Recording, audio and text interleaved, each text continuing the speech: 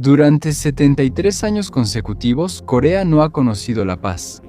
Esto comenzó con un estallido del conflicto a principios de la década de 1950, cuando dos estados opuestos en Corea, con diferentes visiones sobre su futuro y poderosos partidarios en cada lado decididos a ganar, se enfrentaron. Durante 7 décadas, esa guerra pareció estar en pausa, pero nunca terminó realmente, y los dos países enfrentados han vivido en un conflicto congelado desde entonces. En Corea del Sur, la rápida modernización y el aumento de la riqueza abrieron paso a un arsenal sofisticado que incluye armas modernas, barcos y aviones avanzados, y algún día, un portaaviones. En el norte, la combinación de un gobierno totalitario y armas de la era soviética ha dado lugar a un ejército con más de 1 millón de soldados, un arsenal nuclear en crecimiento y, quizás lo más peligroso de todo, cientos de miles de fuerzas especiales. Conozcamos a las Fuerzas de Operaciones Especiales del Ejército Popular de Corea, o como las llamaremos en este video, las Fuerzas Especiales de Corea del Norte, que se estima cuentan con 200.000 personas. Parece que su entrenamiento y equipo están en buenas condiciones, usando el equipo más moderno que su líder supremo puede comprar. Las Fuerzas Especiales de Corea del Norte están entre las armas más modernas, misteriosas y peligrosas de todo el arsenal del país. En esta edición de nuestra serie de operadores especiales, vamos a hablar sobre la naturaleza de las Fuerzas de Operaciones Especiales de Corea del Norte. Explicaremos las misiones que llevan a cabo, y trataremos de averiguar cuán grande es realmente la amenaza que representan para sus vecinos en Corea del Sur.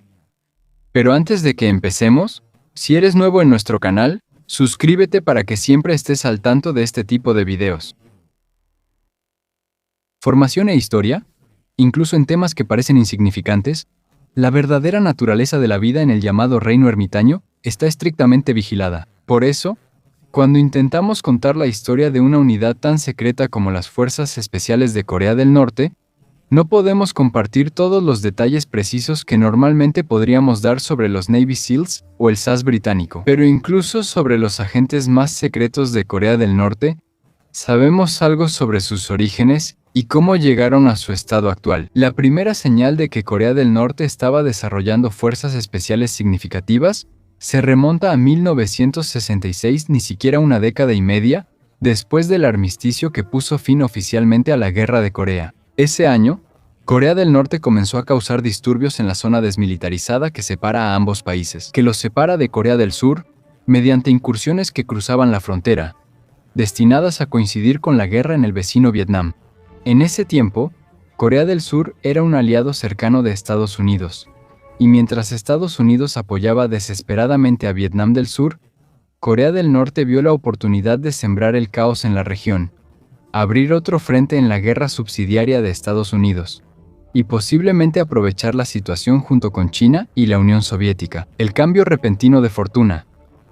Desafortunadamente para Corea del Norte, las incursiones no fueron suficientes para reavivar la guerra de Corea, pero sus tropas aún adquirieron experiencia valiosa al emboscar a los soldados surcoreanos que estaban apostados en patrullas y puestos de avanzada. Más de 100 soldados surcoreanos y 15 estadounidenses murieron en 1966 y 1967 en los cientos de ataques realizados por la nueva unidad de Corea del Norte. Esto ya demuestra la habilidad de los norcoreanos. La DMZ en ese entonces tampoco era muy diferente a la de ahora, llena de barricadas, torres de vigilancia, minas y patrullas que los norcoreanos tenían que superar, una tarea que requería un alto nivel de habilidad. En varios años de ataques, 3 incidentes destacan. Uno fue el asalto a la Casa Azul, un intento llevado a cabo por la Unidad 124 del Ejército, una unidad de Corea del Norte, asignada a operaciones subversivas y de guerrilla contra el sur, para asesinar al dictador surcoreano Park Chung-hee. En este asalto, 31 soldados norcoreanos cruzaron la DMZ, vestidos con uniformes militares surcoreanos y portando metralletas, 8 granadas, una pistola y una mina antitanque. Allí, permanecieron 2 días en la DMZ antes de escapar de un grupo de leñadores, quienes sobrevivieron y reportaron el incidente a la policía de Corea del Sur. En medio de una búsqueda a gran escala, la Unidad 124 llegó a la capital de Corea del Sur y se acercó a 800 metros de la residencia presidencial. Esperaban poder pasar desapercibidos con sus uniformes de Corea del Sur. Cuando un policía notó su presencia, hubo un intercambio de disparos, y la persecución continuó durante 2 días más antes de que todos fueran abatidos, excepto 2. De los 2 sobrevivientes, uno logró regresar a Corea del Norte y se convirtió en general, mientras que el otro estuvo encarcelado en Corea del Sur durante décadas antes de ser perdonado y terminar trabajando como asesor de derechos humanos y ministro religioso. Igual de dramático, si no es que más intenso, fue el suceso ocurrido un día después, cuando un barco espía de la Marina de los Estados Unidos, llamado USS Pueblo, fue interceptado en aguas internacionales cerca de la costa de Corea.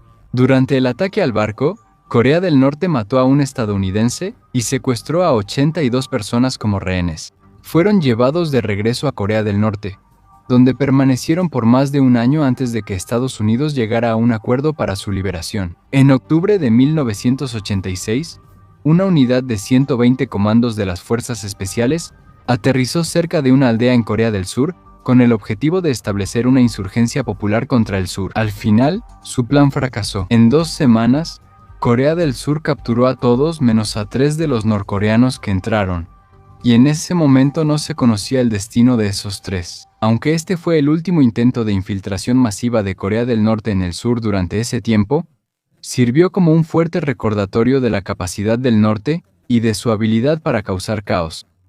Las incursiones continuaron hasta 1969, y, al llegar la década, cuando la DMZ se volvió casi penetrable, las tropas norcoreanas ya habían adquirido la experiencia crítica para planear y potencialmente llevar a cabo ataques similares. En total, 70 estadounidenses y 299 soldados surcoreanos murieron, frente a casi 400 norcoreanos muertos. La poca inteligencia obtenida de un solo miembro capturado de la Unidad 124 proporcionó una visión temprana de lo que exactamente hacía la unidad. Al comparar la información de ese soldado y de otros miembros capturados con los datos de Corea del Sur, surgió la imagen de una unidad secreta compuesta por entre 80 y 90 equipos, cada uno con 30 operativos. Las tropas fueron seleccionadas según su desempeño en las Fuerzas Armadas de Corea del Norte, su fuerza física, y fueron entrenadas en puntería, combate cuerpo a cuerpo y en la doctrina comunista de Corea del Norte de esa época. Corea del Sur descubrió que las tropas de Corea del Norte pasaron mucho tiempo al sur de la DMZ, casi con la aprobación de su propio líder en el norte. Curiosamente, los antiguos operativos interrogados informaron que los surcoreanos oprimidos estaban dispuestos a aceptarlos, esperando que el comunismo fuera la solución a todos sus problemas. Pero se sorprendieron con la realidad. Es difícil precisar exactamente qué sucedió con la creciente unidad de fuerzas especiales de Corea del Norte después de eso. Durante varias décadas, su unidad fue conocida como parte de operaciones claramente visibles, y cuando se mencionaba, era a través de grandilocuentes declaraciones conocidas del exdictador Kim Il-sung, seguidas por su hijo Kim Jong-il y su nieto Kim Jong-un. Durante la época de Kim Il-sung como líder supremo, describió a las fuerzas especiales como la fuerza de élite más poderosa de todo el Ejército Popular de Corea y la fuerza de vanguardia única de las Fuerzas Armadas de la República Popular Democrática de China. Por supuesto, eso no dice mucho sobre su verdadera capacidad.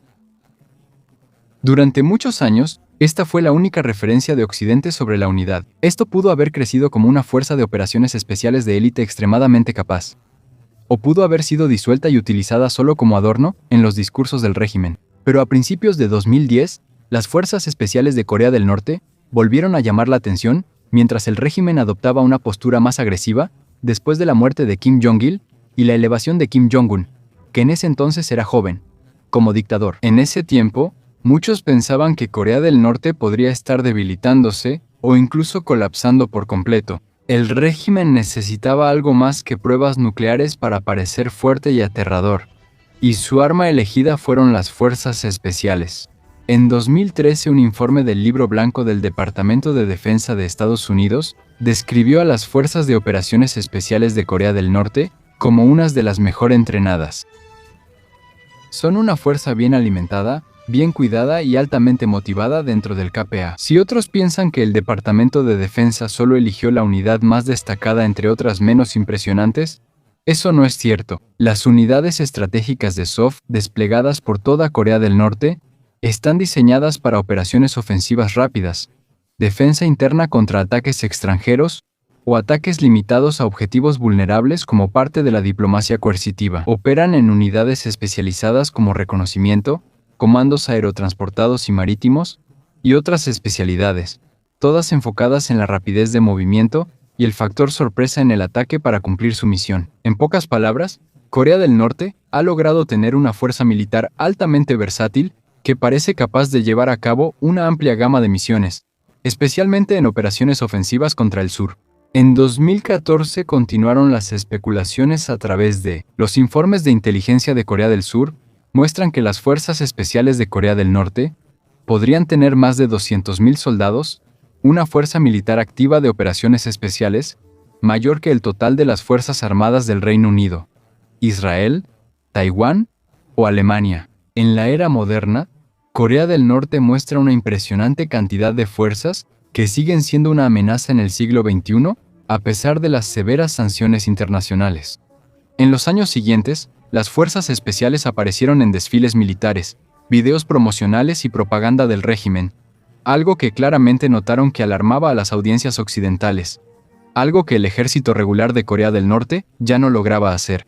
No son regimientos capaces de enfrentarse al ejército surcoreano, y mucho menos a los estadounidenses en un combate directo. El ejército norcoreano dice que son como bombas humanas que protegen el centro de la revolución. El modus operandi es que sobre el papel, el ejército de Corea del Norte parece poderoso. Según un informe del Instituto Internacional de Estudios Estratégicos, se cree que el país tiene más de 4.000 tanques, 2.500 vehículos blindados, 5.500 lanzacohetes múltiples, 400 buques de combate y más de 700 aviones y helicópteros aptos para el combate. Aunque estas cifras no han sido ajustadas para las recientes ventas de armas de Corea del Norte, en realidad, gran parte de su equipo está obsoleto, una especie de mezcla vintage de equipo de la era soviética. Puede impresionar a alguien que solo lo vea sin estar armado, pero no es suficiente para superar al poderoso ejército de Corea del Sur. En este punto, la cantidad de tropas de Corea del Norte ya no puede compensar la brecha en calidad, una brecha que realmente no tienen manera de solucionar con el equipo actual. Aquí es donde entra la importancia de las fuerzas especiales de Corea del Norte.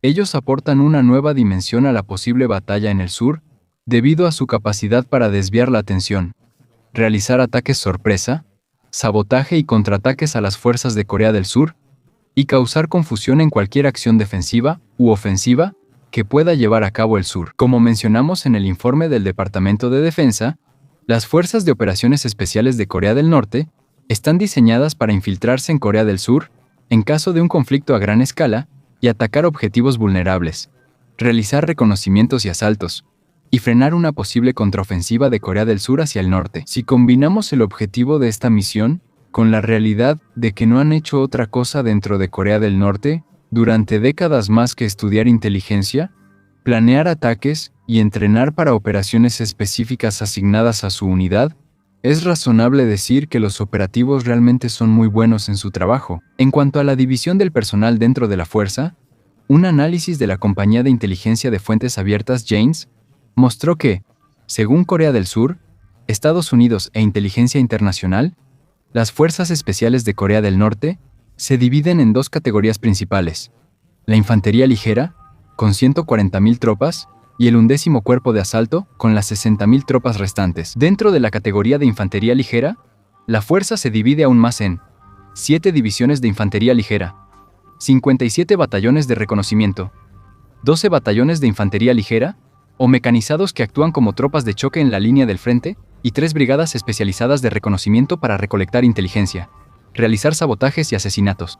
También se incluyen 3 brigadas aerotransportadas para bloquear y defender las cabezas de playa, donde aterrizarán las tropas regulares de Corea del Norte, y 7 brigadas de francotiradores, incluyendo 3 para el ejército, 2 para la marina y 2 para la fuerza aérea. Estos francotiradores están asignados para hacerse pasar por surcoreanos, atacar los puestos de avanzada vulnerables y provocar levantamientos entre los surcoreanos comunes. El cuerpo de asalto está compuesto por tropas entrenadas en guerra no convencional, incluyendo guiar a otras unidades de operaciones especiales y llevar a cabo misiones complejas dentro de Corea del Sur. No se trata simplemente de ataques rápidos y huidas, sino de campañas prolongadas detrás de las líneas enemigas con apoyo mínimo. En cuanto a los objetivos específicos, se cree que las fuerzas especiales están diseñadas para identificar y atacar el aparato conjunto de inteligencia y reconocimiento estadounidense y surcoreano dentro de Corea del Sur. Entre las misiones de las Fuerzas Especiales de Corea del Norte se incluye atacar las bases aéreas y neutralizar los misiles balísticos y las armas de destrucción masiva de Estados Unidos y Corea del Sur. Se cree que también tienen en la mira las bases estadounidenses en Japón, así como algunos grupos de islas en el mar occidental de Corea. No está claro si las fuerzas especiales solo atacan objetivos militares. En un escenario de guerra total, también es posible que lleven a cabo ataques contra objetivos económicos o de infraestructura, o incluso contra civiles. Cualquiera que sea su objetivo, está claro que se espera que cada destacamento de las fuerzas especiales pueda gestionar su propia operación y continuar incluso con apoyo limitado durante largos periodos de tiempo. Desde su aparición en desfiles militares, imágenes satelitales de campos de entrenamiento y fuentes de inteligencia, está claro que las fuerzas especiales reciben privilegios en cuanto a equipo, que son solo un sueño para el soldado común de Corea del Norte. En la parte superior de la lista, y prácticamente lo más importante, está la comida. Mientras que la mayoría del ejército norcoreano come mejor que el civil promedio, hay una gran diferencia entre comer mejor que la clase campesina y realmente comer bien. Las fuerzas especiales comen bien y tienen acceso abierto a los arsenales del país. Tienen aviones más modernos que de verdad pueden lanzarlos en paracaídas detrás de las líneas enemigas en Corea del Sur en caso de un ataque. Se cree que también operan en bases con pistas subterráneas que son difíciles de atacar. Se cree que el cuerpo de tormenta tiene acceso a varios tipos de submarinos, incluyendo embarcaciones de desembarco semisumergibles de alta velocidad que pueden transportar a miles de operativos. Sus fuerzas están entrenadas en guerra urbana, guerra en montaña y guerra nocturna. La gran cantidad de francotiradores en su arsenal indica que pueden llevar a cabo ataques asimétricos al estilo guerrillero y operaciones agotadoras que podrían convertir a Seúl en una ciudad de guerra. Además, las fuerzas especiales se diferencian de las estrictas y dogmáticas filas militares de Corea del Norte porque están diseñadas para operar fuera de lo convencional. Muchas de sus unidades están compuestas por mujeres que han sido entrenadas y están listas para luchar junto a los hombres. Son altamente interdisciplinarios, uniendo elementos navales, aéreos, encubiertos y tropas de asalto. Dentro de una sola estructura, se cree que pueden coordinarse con las unidades de guerra cibernética de Corea del Norte para planear los ataques. Utilizan biplanos impulsados por hélices hechos de tela y madera que parecen antiguos pero son casi invisibles al radar. Sus agentes de reconocimiento están entrenados en guerra psicológica, falsificación de documentos y secuestro de VIP militares y civiles, por lo que pueden llevar a cabo crisis de rehenes que normalmente solo se ven en Hollywood. Se cree que también tienen suficientes uniformes estadounidenses y surcoreanos robados o replicados para ocultar a un gran número de tropas, y están optimizados para operar en unidades pequeñas. La unidad más pequeña de las fuerzas especiales puede estar compuesta solo por 3 a 5 soldados. También se cree que poseen armas biológicas y químicas, incluyendo anthrax militarizado, gas mostaza, sarín y otros.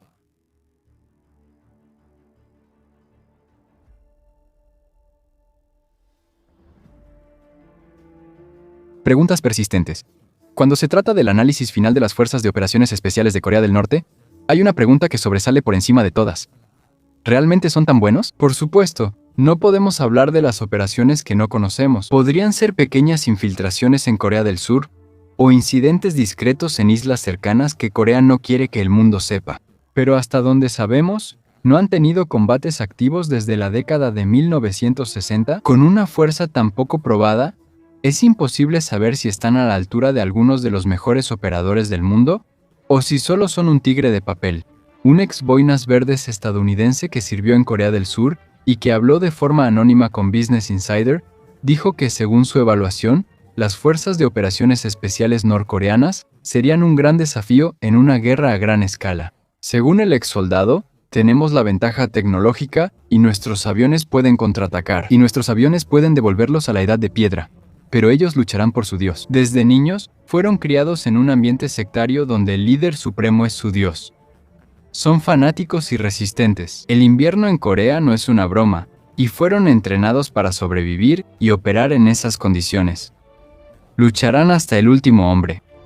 Esto muestra que los operativos de élite de Corea del Norte están profundamente adoctrinados en el objetivo de la subversión y no se rendirán ni negociarán fácilmente, a menos que sea absolutamente necesario. Además, a diferencia de una fuerza de operaciones especiales que ha existido durante mucho tiempo, las fuerzas de operaciones especiales norcoreanas han tenido décadas para enfocarse en un solo enemigo. A diferencia de Estados Unidos, China o Rusia, Corea del Norte no tiene razón ni manera de proyectar su poder en otros países. Tampoco tienen rebeliones internas significativas, y solo tienen un vecino, porque no hay distracciones ni otros objetivos en competencia. Las fuerzas especiales de Corea del Norte tienen tiempo casi ilimitado para preparar ataques contra objetivos conocidos y fácilmente observables. Algunos incluso se pueden ver desde la DMZ. Por supuesto, esto no siempre es bueno para ellos. La visión de túnel puede paralizar a cualquier fuerza militar. Y 50 años de visión de túnel es otra historia. Pero si las fuerzas de operaciones especiales pueden ajustar sus tácticas e incorporar nuevos métodos de ataque, pueden convertirse en el enemigo más peligroso en Corea del Sur, esperando pacientemente la primera oportunidad para atacar. Ojalá el mundo nunca tenga que descubrir si las fuerzas especiales norcoreanas son realmente tan buenas. Con la continua construcción de defensas por parte de Corea del Sur, Estados Unidos, Japón y otros países contra China, y por lo tanto también contra Corea del Norte, es posible que el tan esperado final de Corea llegue de manera silenciosa, en lugar de una batalla ruidosa. Pero si alguna vez estalla la guerra de nuevo, las fuerzas de operaciones especiales norcoreanas estarán detrás de las líneas enemigas. ¿Qué harán en una situación así? No lo sabremos a menos que lo veamos suceder.